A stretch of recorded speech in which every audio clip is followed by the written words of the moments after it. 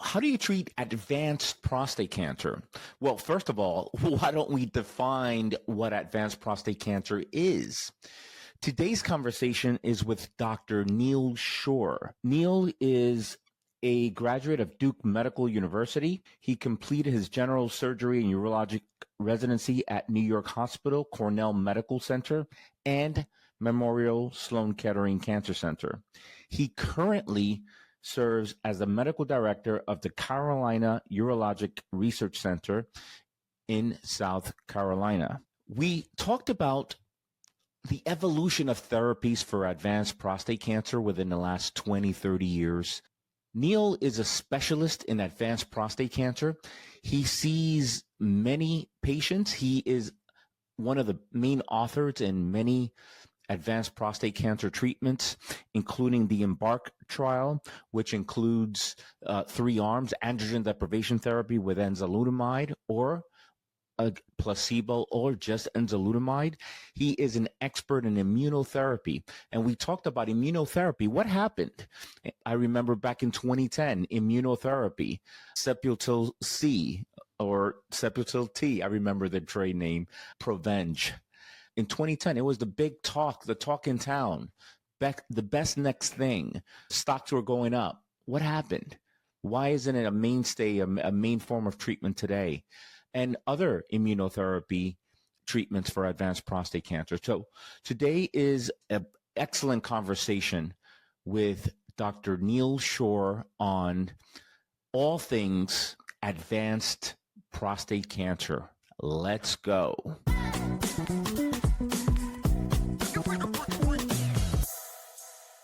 Dr. Geo Podcast. I am your host, Dr. Geo, where it is my intention, my goal, my purpose to help you optimize your prostate health and live better with age. Today we have our guest. I right before recording, I told you, Neal, that I've been cheered around quite a bit at conferences to no avail. And then I said, you know what? I'm just going to have to send him an email, and hopefully he responds and he comes on. So, Neal, thank you so much for being on. I know you have a busy day, busy practice. I really appreciate you being on. My pleasure. Thanks for inviting me. Okay, what do I ask you? Because, again, I've been to your lectures, and which are phenomenal, by the way, when you give lectures at our annual prostate cancer conference or recently at Mount Sinai. What do I ask this guy so that we can keep it contained within 60 minutes? So I asked Jim Weiss, our colleague, I said, I'm going to have Neal on. What should I ask him? I said, well, you can ask him about a few things, but certainly ask him about the overview of prostate cancer, where we've been the last 20 years, where are we going. He's a great, conversationalist in that regard. So why don't we start there? Last 20 years, from my perspective, and as you know, I'm an unconventional naturopathic doctor. I look at the disease holistically. I look at the person, not the disease. I'm trying to create a microenvironment that's hostile to cancer. I think that's a huge component. I think if we do more of that, less people will die from prostate cancer and even many other diseases. We can live longer with great quality of life. The last 20 years, this is the best time. If you need to have a cancer, I'll choose prostate cancer over others. And if I could choose a time to have prostate cancer, the best time would be now, I would think, right? We have technology, we have, better biopsies. I would like for there to be a time where we don't even need biopsies. That would be great. We were talking before we started recording. Wow, wouldn't it be nice if we don't need to use, androgen deprivation therapy and things like that? So how far along? Am I being delusional? Am I looking at life with rose-colored glasses? Or we've indeed come a long way within the last 20, 30 years. And where are we going? Is it going to get even better? Take it away. Well, thank you. I agree with you wholeheartedly. We've made amazing advancements. The evolution has been incredible. I finished my residency at Cornell at New York Hospital and Sloan Kettering in 1990. We didn't have a single life-prolonging therapy for our patients who we couldn't cure with surgery or with radiation at the time. And it wasn't until 2004 we developed the first chemotherapy. And of course, people hear the word chemotherapy and they're like, oh my gosh, run for the hills. Chemotherapy has really improved over the years. But if you fast forward from 2004, for the listeners, to 2024, literally 20 years later, 2 decades later, we've gone from one to right now we have 13 FDA approved life prolonging therapies when the surgery or the radiation fails us. I mean, that's it. And those 13 therapies, I can name them, but what's also interesting is that they're not all duplicates. 13 of those therapies you can break them down into 7 different novel mechanisms of action. And what I'm fond of telling my patients is that, when we treat a bacteria or we treat a virus, or you're just even trying to get rid of the bugs in your house, the challenge is that organisms like cancer cells figure out resistant pathways. But when you have 7 different novel mechanisms of action, that becomes the art of medicine and the challenge. Now, you and I were talking before we got on. It's very important, and I love that you said it. We don't treat the disease. You have to treat the patient. And so you have to think about, what are your goals of therapy, when you have advanced cancer and even when you have localized cancer. So the evolution of understanding, and I talk about 4 Ps. I talk about, and not in any particular order, I tell patients, what are our goals of therapy when I have advanced cancer? There is, I think first and foremost now, and this is my last P that I've added, but I think it actually should be the first P, is what's your preference value? Are you risk seeking? Are you risk averse? Meaning, hey, you know what? I'm kind of miserable with life. I've got lots of health issues. I don't want any more doctor visits. I don't want anything else. I'm ready to give up. Now, I hate seeing that, as opposed to the patient who's on the other end of the spectrum who says, man, I love my life. I want to keep going. I want to do everything I can to stay out of the emergency department, stay out of the hospital, keep me going. I recognize that there's side effects to all therapies. So I call that for preference value. What are your preference values? And, I learned about that when I was back in undergraduate at Duke. I taught a course in public policy called Analytical Decision Making for Busy Decision Makers. It was really fun. It was really a lot about. That's a great name, great title. Yeah. So you had to kind of say, like, what am I risk seeking? Am I risk averse? What are my preference values for different things? Is it just to live longer? What's involved in my quality of life? So the first P I think is the preference value. And then the other 3 Ps, as physicians, we clearly focus on prolonging survival when we can't cure the disease. But then that's so prolonged survival. And then another P is preserve quality of life. And I think the work you're doing in naturopathic medicine, really, that's the mantra is how do we preserve your quality of life? And then the third P is prevent complications of therapy. Some complications are manageable, and some of them can be very devastating, neuropathy, for example. So those are the 4 Ps.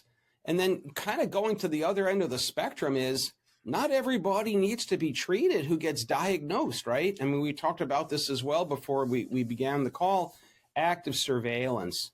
And you extremely well with cancer. People hear the C word and they just think, oh my gosh, it's over, I'm done. And the answer to that is almost 40. Some series would say 40% of our patients newly diagnosed within a category where we can do active surveillance, and they don't need to jump into having their prostates removed or radiated or any other things. So there's still a lot of education on that. So that's been a huge advancement in my career, both with localized disease, advanced disease, and most recently, our patients who have high-risk localized prostate cancer, who need to be treated, who have a reasonable life expectancy or what we call actuarial survival. We've made some amazing advancements for the patients receiving radiation to intensify, not just lowering the T level, but adding on oral medications. Particularly, I'm referring to the STAMPEDE trial in the very high-risk patients that showed by adding abiraterone acetate for 2 years helped these high-risk localized patients. We're going to have a readout within the next year, 18 months, of two very important trials looking at these same high-risk patients, adding in one trial apalutamide, and in another, that's the Atlas trial, and then another trial called enzalutamide. And this is for patients who have high-risk localized disease, who are going to undergo primary radiation of the prostate, as well as their T suppression, the androgen deprivation for 2 years, but then adding these already approved oral agents.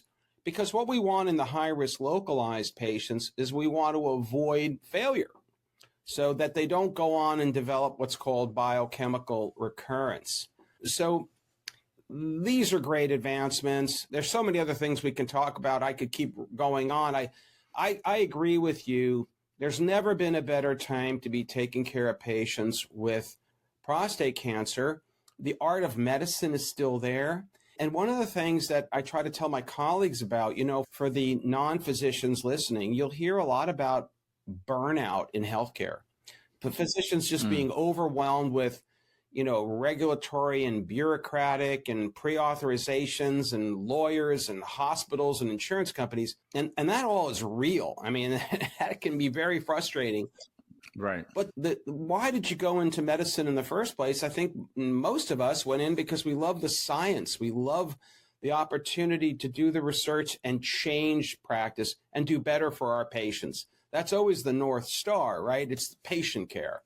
And that's right. It's never been a better time, to your point. And the number of approved therapies that prolong survival is only going to continue to grow within the next 1 to 5 years. We'll get up to probably 20 before, the end of the next decade. And I think that's great because it's all about keeping people, out of the hospital, out of the emergency department, enjoying life, kind of living with the cancer if we can't cure it when it's advanced, like a chronic disease.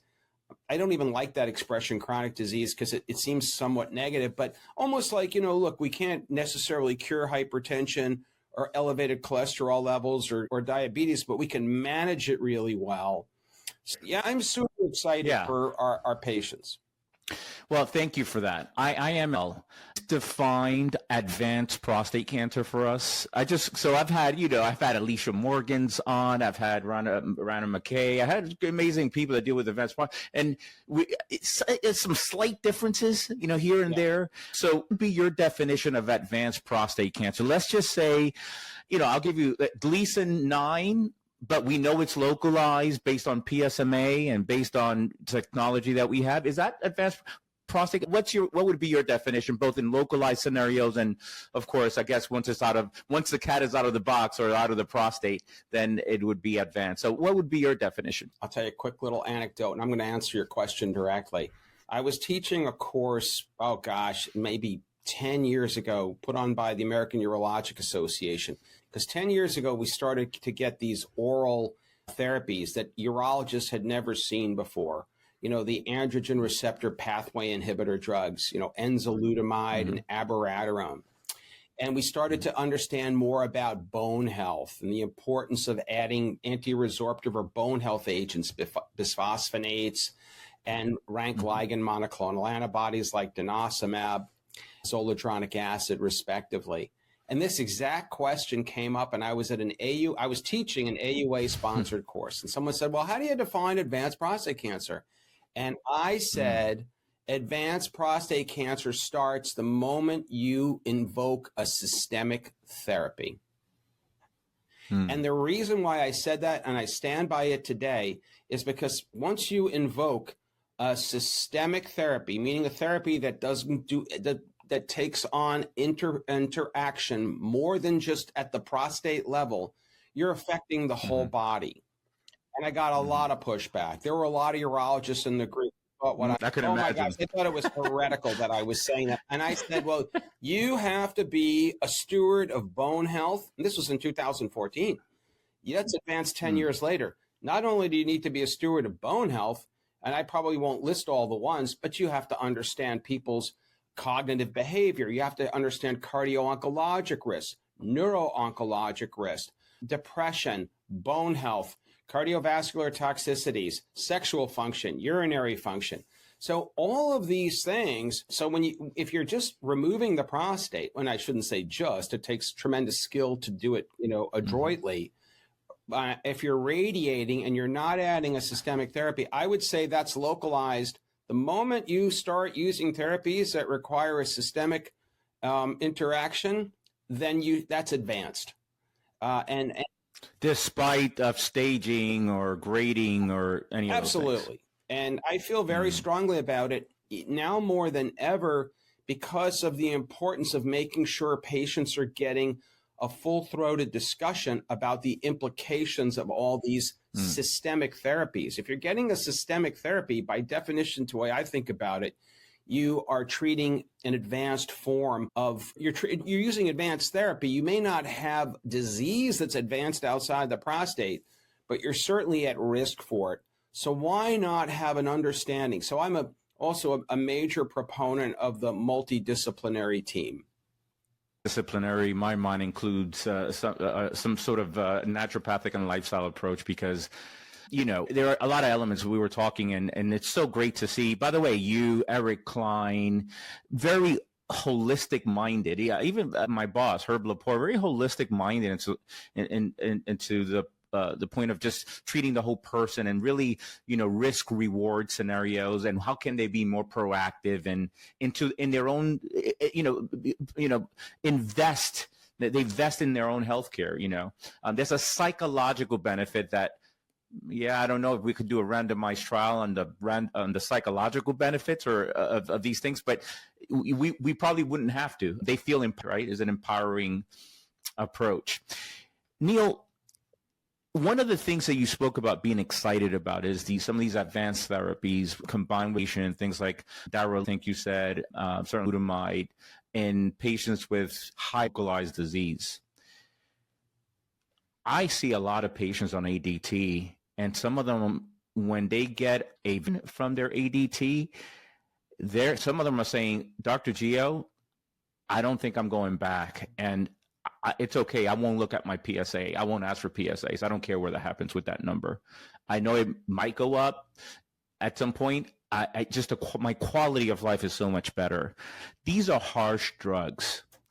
Where are we going with this? Is there, and I won't hold you to it, but do you see a time where it says, look, we won't need androgen receptor blockers or anything like that? Well, I share your professional experience. There are some patients, this is the art of medicine. There are some patients where you put them on ADT and they're like, no, I'm good. I'm not getting any hot flashes. My energy level's okay. I didn't have a lot of sexual function beforehand, so I'm not really bothered by that. And wow. And then there's on the other end of that spectrum, folks who come in and they're just depressed because they're so fatigued and they've lost even their drive. They may not have even been getting, ability to have penetration sexually, but they lose their libido. And there's a lot we don't appreciate about how important that is for a lot of men. So, yeah, it is so utterly fascinating. And I think what we'll become better at is being better interrogators of patients and not just saying, oh, having a hot flash or not. Okay, next. Part of the challenge has been the history of our profession has all been promulgated by the classic Nobel Prize winning work of Huggins and Hodges, which they got a Nobel Prize in 1966. And, you can't pick up an article in advanced prostate cancer where there's not a mention of the foundation, the mainstay, the cornerstone, the bedrock is ADT. Mm-hmm. And I would love nothing more for us to figure out, not for everybody, but for some patients, even patients with advanced prostate cancer, if there can be some ways to give those patients in greater extended holidays, de-intensification, and maybe other alternatives to treat their disease. Now, what could some other alternatives be? Well, we have specific targeted therapies that work on prostate cancer cells, the key one being the androgen receptor. But we also now have PARP inhibitors. Those are oral agents. We are working on some additional targeted therapies such as CDK4/6 inhibitors. There's also immunotherapy in the form of what are called checkpoint inhibition. And a lot of this is, and then not to mention the really important work that's happened in radioligand therapy, or RLTs, that are associated with the antigen known as the prostate-specific membrane antigen. Very different from prostate-specific antigen. They kind of sound the same, PSA, PSMA, they're entirely different. So all of those names I just mentioned are approved in various stages. And how can we figure out, and there are a lot of studies and trials going on right now in the earlier stages that you were alluding to, that could ultimately find a value proposition that may not require T suppression, androgen deprivation therapy, or could as well. So that's a really exciting area. And there are other pathways. And a big part of it is precision. And you mentioned it in your introduction. How do we become so that it's not a one size fits all? It's, personifying, tailoring, precision-based therapy, not only regarding the disease factors, tumor location, lab factors like PSA, et cetera, but also patient preferences, where they are in their life, what are some of their other comorbidity, other health issues, medications, what is it that they like to do? And I think that combined with genetic testing, which is so important. I'm a huge champion for genetic testing. We're still underutilizing that in the United States. The ability to test for what you could have inherited, a genetic alteration from your mom and dad, that's called the germline or hereditary. And then the genetic alterations of the actual cancer cells, the tumor itself, we sometimes call that somatic. We can test that. A lot of good ways to test that. And sometimes we'll come up with an alteration, a genetic mutation that we have an FDA approved therapy for. And if we don't have an FDA approved therapy, we have clinical trials. And that's how we change clinical care, through clinical trials. We also have even imaging markers like these new PSMA PET scans to help us better understand ways to treat, for example, patients who may have failed surgery or radiation and their PSA is going up, and it's going up rapidly. These new PSMA PET scans, they're not perfect, but they may show us where there is the isolated lesion of recurrence that we couldn't see on traditional imaging, CT scan, bone scan, and we could potentially hit it with focal radiation treatment, which delays, in some patients, the need for androgen deprivation therapy. There's no level 1 evidence for it, but it's being used a lot. We've had some very good phase 2 studies. There are more trials that are investigating that. And I think that's an incredibly exciting time. If you can combine that with the great work that you do in promoting nutrition and exercise and complementary healthcare and naturopathic, I love that approach. And if you could, even if you can't cure, but you can delay the need for testosterone suppression, I think those are real victories. Yeah, I once heard an oncologist say, not specifically for prostate cancer, but for all cancer, that look, once this is a hidden secret, he says, once the cancer leaves the local area, there is no cure for cancer. So, and I think that's a very important message, so that, I have this one-liner that, come up with my own one-liners. I get excited because sometimes I just borrow from others, right?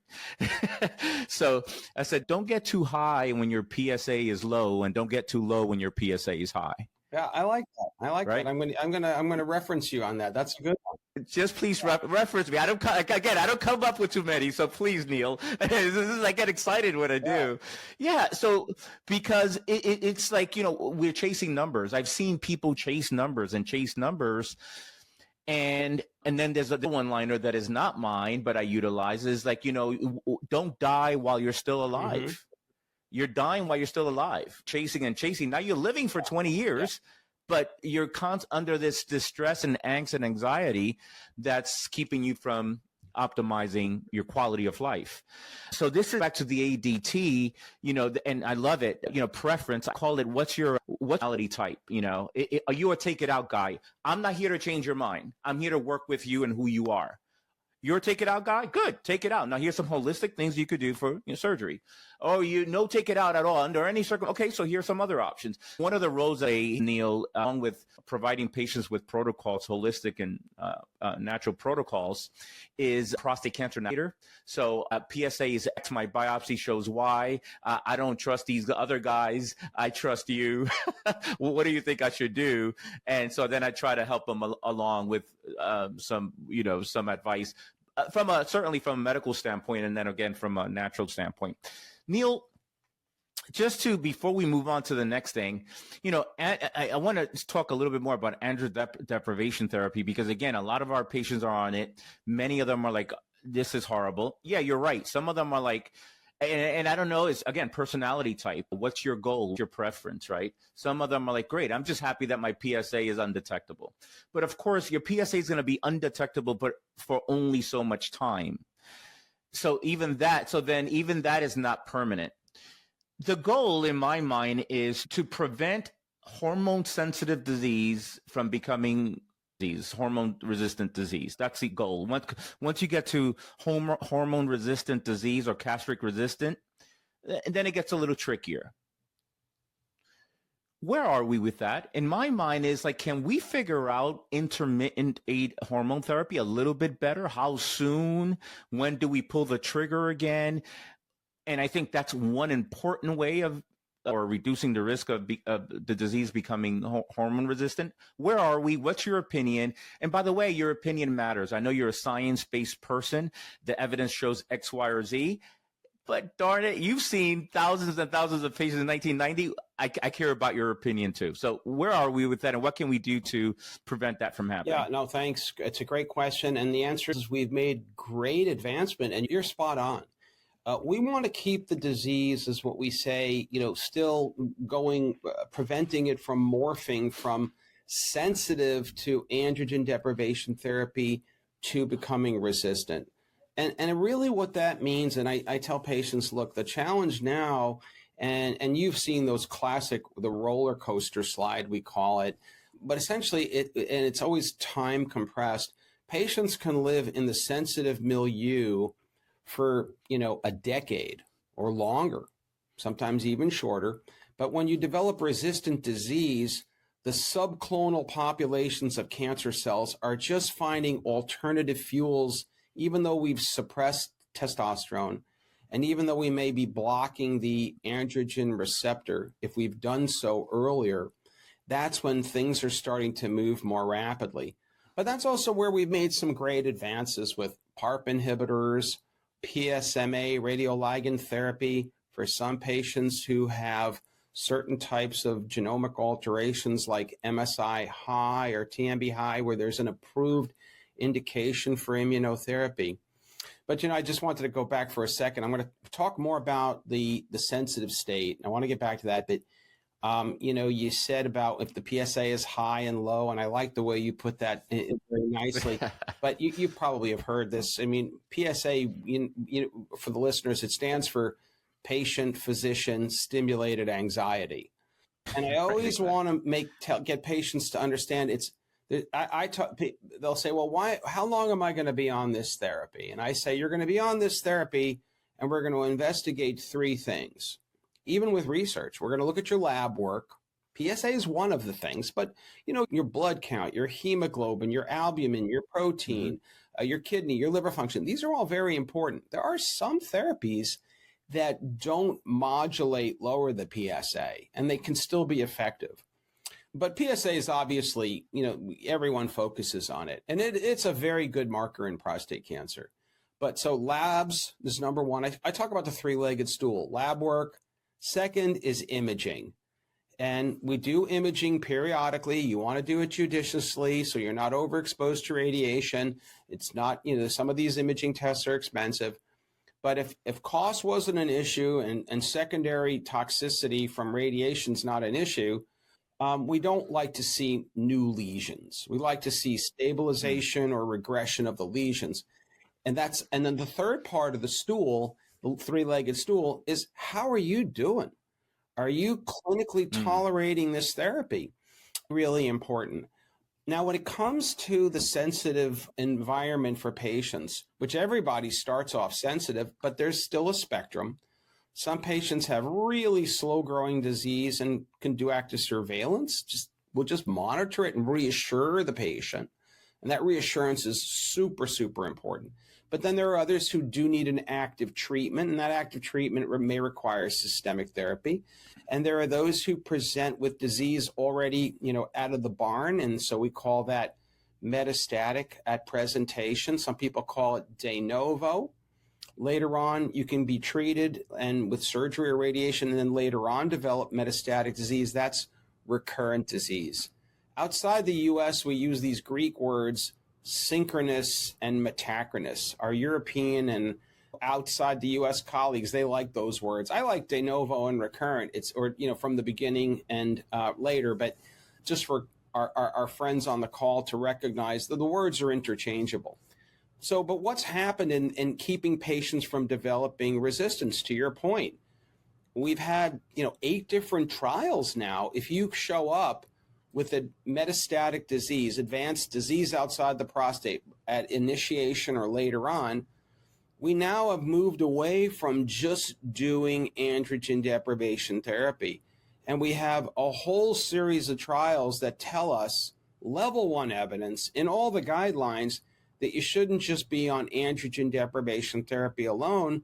You can be coupling that with an oral medication that have been well described in more advanced disease. And for some patients, adding in a very short course of chemotherapy. We call that triplet therapy. Why would we do any of that? What's the oral medication or the chemotherapy? The oral medications that have been approved in combination with anything to lower your testosterone is abiraterone acetate with prednisone, and then 3 direct androgen receptor pathway inhibitor drugs, enzalutamide, apalutamide, and darolutamide. Now, the darolutamide is only approved right now in conjunction with receiving the chemotherapy docetaxel, and it's only 6 infusions, and that's given once every 3 weeks. There's data supporting docetaxel, ADT, and abiraterone as well. This is all in the guidelines, all approved by Medicare, FDA approved, and those studies, those couplet, triplet, or doublet, triplet, have demonstrated not only do these patients live longer than if they just got monotherapy ADT, they also delay their development to resistant disease, to your earlier point. If we just move into the group of patients that develop PSA relapse after their surgery or their radiation, sometimes they're called biochemical recurrence. This past year in 2023, I was honored to be the PI of this trial called the Embark trial. And we were 1,000 men throughout the world. This was an 8+ year study. The men who had rapid doubling times of their PSA, so they had to have a doubling time of 9 months or less. They had to have had either their prostates removed or had their prostates radiated or both. And there was 3 different cohorts. One cohort got traditional monotherapy, androgen deprivation therapy, and a placebo pill. The second cohort, traditional androgen deprivation therapy and enzalutamide. And then the third cohort just got enzalutamide, no ADT. That cohort was obviously not blinded because we weren't going to give folks an. And the data we presented at the AUA in 2023, the combination of enzalutamide and LHRH, an ADT, versus LHRH alone, or even enzalutamide alone versus LHRH alone, bested the LHRH alone, meaning that there was a delay in the onset of metastasis. The survival data is trending positively. We'll report on that sometime in 2025. We had a New England paper from it, and then just literally like 6 weeks ago, the FDA expanded the label So now that if you come to a physician's office now and you have had prior surgery or prior radiation, and now you have a biochemical recurrence, and it's a rapid doubling. And in our study, we looked at what was called conventional imaging, the CT scan and the bone scan. All those had to be negative. Now there's been what's called a label expansion, FDA approved by the FDA, and now in the guidelines that says you should be getting consideration of combination enzalutamide and LHRH versus enzalutamide alone, and that LHRH alone is no longer the standard of care. Now and that's it, that just happened this year. And that keeps people from Any quality of life differences between the three arms? In other words, the ADT and ENZA, better metastatic free survival. I guess it's what you look at. But yeah, quality of life worse than the others, or not? Very so much? important question. So the side effects and the adverse event profile, nothing new in terms of the combination of ADT and ENZA versus the ADT. A little bit more. There's no free lunch. I think that's a new expression I just coined. I just made that up. So, yeah, whenever you add a therapy, there's always going to be some additional things. It's all about trade-offs. It's all about trade-offs. But patients had delay in their progression of their disease. And this is, patients with serious disease. Now, we actually also built into it at the end of 36 weeks or 9 months, a treatment holiday, de-intensification, which I loved about this study. And we had longer treatment holidays in the combination arm than in the monotherapy or the LHRH alone. No therapy. Looking and monitoring PSA. There again, probably, hopefully, reducing the risk of hormone sensitizing the hormone therapy, hormone sensitivity. Absolutely. And then in the monotherapy enzalutamide, when you give an androgen receptor pathway inhibitor drug and you don't suppress testosterone, you'll see a lot more breast issues, breast enlargement, which we call gynecomastia, nipple tenderness, some nipple pain. But one of the things that we didn't do in our study, remember, this was an 8+ year trial. We didn't do any kind of preventative treatment for the breast tissue. There are some very, effective and I think relatively safe ways to prevent that with very short doses of radiation. There are some oral therapies called aromatase inhibitors. Honestly, you could even make a very tiny, small incision underneath and just remove the breast tissue, and it's an outpatient procedure. Now, it's a minor, but to some men they would certainly consider it, significant, but it is an outpatient procedure. The bottom line is on that, we have a lot to learn about prophylaxing or preventing that. But what's kind of, if you just give the enzalutamide monotherapy, and which bested from a metastasis-free survival benefit, bested the LHRH alone, we published it in New England Journal of Medicine Evidence. These patients had improvement in some of the sexual function domains. And so it may be for some patients who, where that's really important, this is an option for them. So I think it's great. I mean, this was a big advance in 2023. That, along with, radioligand therapy, the PSMA RLTs, I think were two of the biggest advances in 2023.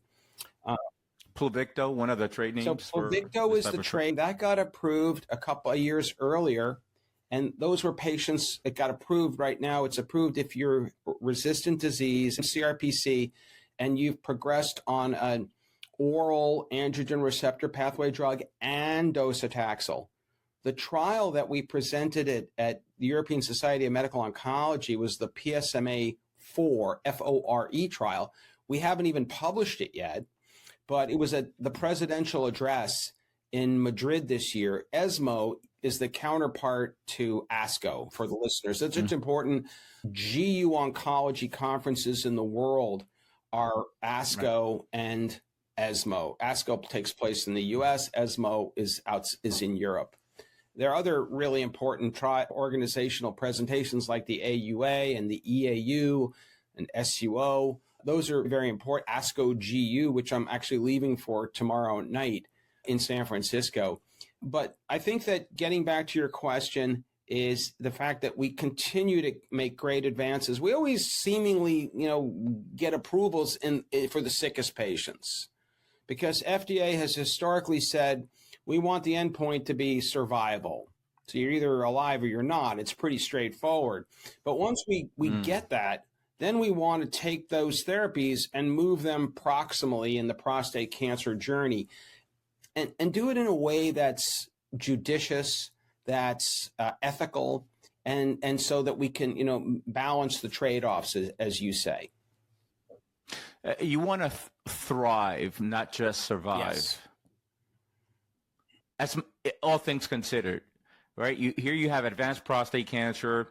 These are some therapies that come with side effects. How within that can you still thrive? Survival, I'm a prostate cancer survivor. That's a term that really, because words matter, right? Words matter. I'm just making it. I'm just hanging in there. How can this still be an opportunity for you to live your best life? Again, all things considered, I'll take off my rose-colored glasses in this regard and know that, they still need to undergo some that kind of preach to my audience to be thrivers, but they, control what you can. What can you control? The words that you use to describe your scenario, the things you put in your mouth to eat, the amount of alcohol you consume, whether or not you put on your sneakers and you go for a good walk or a jog, whether or not you do a little bit of weight resistant exercise. I think certain nutraceuticals can actually be very helpful here as well for bone health, for cognition. But, one of the things with ADT and some of these lowering drugs is, people are fearful of is dementia. If you're at risk for Alzheimer's or any type of dementia, I think one needs to be careful. So what else can we do to lower that risk? I can jump on a soapbox for a little bit longer. I love what you just said. It's not about surviving, it's thriving. Although I think did you steal that from the Drive to Survive, that whole Formula One series? I think you might have. My book is Thrive, Don't Only Survive, published in 2016, a prostate cancer book, and used in different spaces. But I won't read things, and you've been reading things for a long time, and all of a sudden you're meditating or something like, wow, what an idea. I think it's mine, and it's probably not. So the only one-liner that I know is completely mine is the PSA high and low one. You just said another key buzzword, which I think is awesome, and that is meditation. So I came back from an overseas trip a few months ago, and I actually watched like 20 episodes of John Kabat-Zinn and his mindfulness and mindful meditation. I mean, all published in scientific journals, peer-reviewed journals, by the way. And the person who turned me on to this, believe it or not, we were talking, was Bill Fair. Bill Fair turned me on to John Kabat-Zinn, 30 plus years ago. The guy's still alive doing his thing. And I don't meditate anywhere near as much as I'd like to, because I was sort of like, meditation, come on, let's get. Bill Fair had that attitude. Again, I wrote about him in my book. Here's a hardcore of urology guy at, one of the biggest institutions in the world, not only in the U.S. And I've learned about his approach that were a little bit harsh. And, there's quotes of his son and even Bill saying, look, I don't know about this fluffy stuff, but you know what? It's working for me now, and my quality of life is pretty darn good. So mindful meditation, I tell you, there's no downside. It's only positive. And so to your point, nutrition, exercise, one of the things that I've recognized is the patient, at least from my standpoint and experience, the patient and his caregiver needs to own the diet. Don't go and buy Dr. Shore's diet and get this stuff shipped to your house once a week like so many people do. There's the boomerang on that. You lose the weight and then it's worthless. You have to own your diet just like you have to own your exercise regimen. Don't just go to a gym, get the quick, come on, and then you end up paying a monthly thing and you don't go. I mean, if you go, great. But pick an exercise regimen that you can commit to, a nutrition regimen you can commit to, and make it your own, as well as your ability to find calm and to kick back a bit. Everybody does that relaxation a bit differently. I can't write the book on it, but I've recognized that if you pick your plan, then you will thrive. At Ash conference, so Ash Tawari published a podcast with him as well, when he was talking to Deepak Chopra on the love-hate relationship between the nerves and the prostate, and the fact that he believes that the nerves are an important component of the microenvironment for spread and metastasis. What they notice is, denser sympathetic nerves around the prostate in those with prostate cancer versus less denser ones in those with prostate cancer, or in areas where there's no prostate cancer. One of the not to take a lot of time here, but I do think is important. One of the reasons why I think meditation actually works is because it calms down the sympathetic nerve stimulation and overstimulation, and it stimulates parasympathetic rest and digest. So that implementing that, and my patients do, or those that comply do, implementing, some form of relaxation techniques, deep diaphragmatic breathing, meditation could go in different areas, and sometimes it gets overly complicated, more complicated than it needs to. At the end of the day is, if you could give me 5 to 10 deep diaphragmatic breaths when you exhale longer than you inhale, that stimulates the parasympathetic nervous system. So any of these things to kind of calm down the nervous system and perhaps calm down these nerves around the prostate that, Ash was this nerve bundle that he was talking about that probably contributes to the microenvironment component of metastasis. Neal, one last question before you move on and get you, I'm sure you start getting ready for your trip tomorrow night. I'll be going to San Diego in a few weeks to give a talk on prostate cancer diet. So I look forward to that. Immunotherapy sounds to me more alternative, more natural, why don't you do immunotherapy? Oh, where do I sign up for that? Yeah. Right. So then we had Dendreon, again, a trade name from back in the day, and it sort of died off. And I think some things died off because, it's not proven to be great. Other things die off because looked at correctly. Because I remember this particular type of immunotherapy, advanced prostate cancer. Well, how about if it's not advanced prostate cancer? Can we look at that? Where are we with immunotherapy? Where are we going? Will it have legs? Again, you think by the way, one of the pillars, one of the mechanisms that I'm trying to stimulate in the body with my natural protocols is, stimulation of natural killer cells, right? And T cells. These are cells that are protective, right? So immunotherapy sounds great. It feels alternative. It's almost like now with focal therapy, right? It's like, oh my God, yeah, I'll do focal therapy. Meanwhile, there's side effects there too. What do we know about immunotherapy for advanced prostate cancer? You're right. Words matter. Sometimes they can be, very positive and very uplifting, and sometimes they can be a little bit misleading. Here's a great book, by the way. Have you ever read Susan Sontag's Illness? It's called Illness as Metaphor. It is a short read. It's all about cancer. It's called Illness as Metaphor, written by Susan Sontag, who ultimately died of cancer. There's a line in it about when you get a diagnosis of cancer, and now it's on your passport of life. And now you've got that stamped on your passport, and what that now, the implications of that. So, and just the whole notion around the word cancer. It's a short read. It's brilliantly written by her. I would strongly encourage folks to read it. I'll put it on my show notes. But getting back to immunotherapy, and you're right, what was remarkable was, and I was proud to be part of the trial that led to the Impact trial that led to a New England paper. And the first immunotherapy approved in any solid tumor was Sipuleucel. And it's still available in the U.S. and still has a role. But you're absolutely right. We talk about some tumors, some cancers being hot, meaning that they're very susceptible to immunotherapy targeted drugs, melanoma, bladder cancer, kidney cancer. Prostate cancer has historically been more described as cold. It doesn't have that same level of immunogenicity. Although, if you do the genetic testing, and at Memorial Sloan Kettering, they looked at like 4,000 patients with resistant disease. Wasim Abida published this in their big series. Somewhere between 3 and 4% of patients had an alteration known as microsatellite instability high. And that sort of morphed also into what's known as tumor mutational burden high.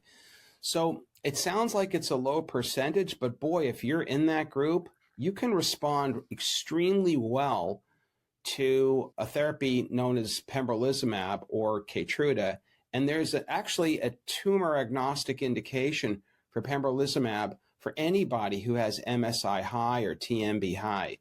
So I think we've done a lot of other. And these are both immunotherapies these that are immunotherapies, in the yes, market? that are on the market. We're looking now. And what are so one more question, what are the characteristics for someone that might be, based on that MSK paper, that someone might be a candidate? You just have to get the genetic testing. You have to get your tumor tested for microsatellite instability high, MSI high. There are a few other alterations, and also tumor mutational burden having reaching a certain threshold. It's not it's a small percentage, but boy, if you have it, that opens up another tool into your toolbox.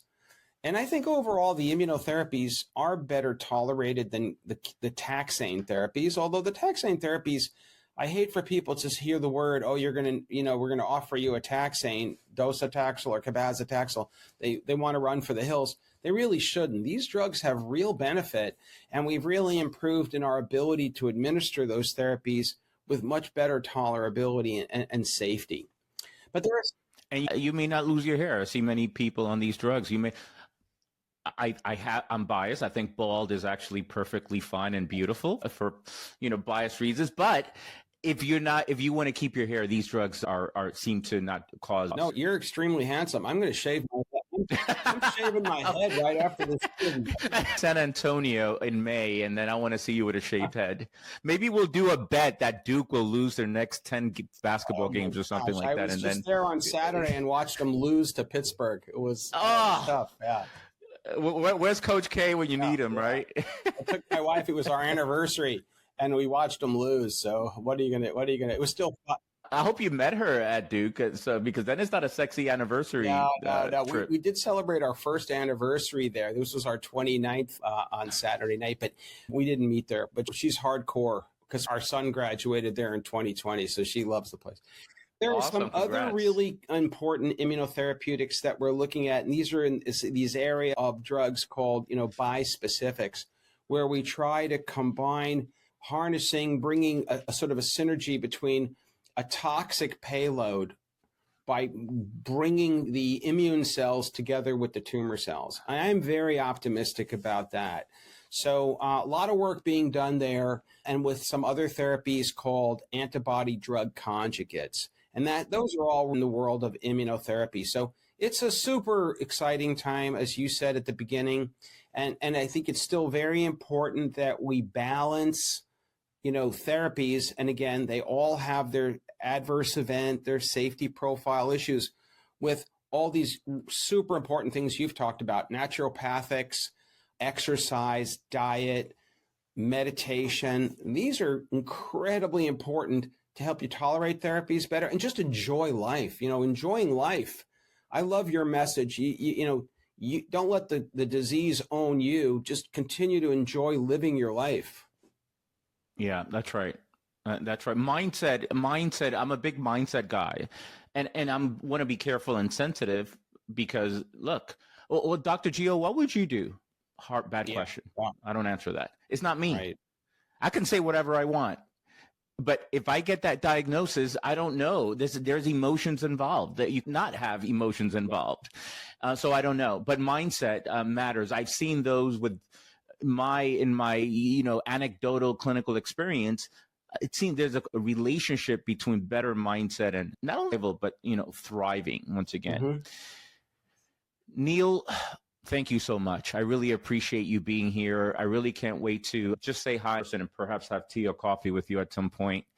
And where can people find you? Easy to find me on our Carolina Urologic Research Center.com, our website, or they can just, text me or call me. But that's probably the easiest way, Carolina Urologic Research Center.com. And I'm always happy to help folks out with their disease or a clinical trial referral. Excellent. Thank you so much, Neal. All right, everyone, have a great rest of your day. Thank you for listening, and stay in touch for other episodes and other things in the Dr. Geo world as it relates to prostate cancer and just living better with age. Take care. Have a good one. Talk to you next time. Thanks for tuning in to this week's episode of the Dr. Geo podcast.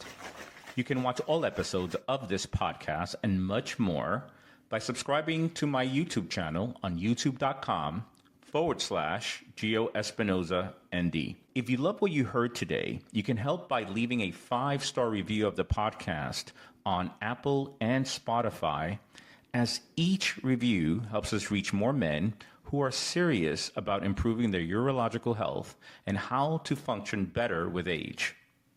And for the latest research and actionable takeaways in the world of men's health and integrative urology, sign up for my newsletter at drgeo.com. I'll see you next time.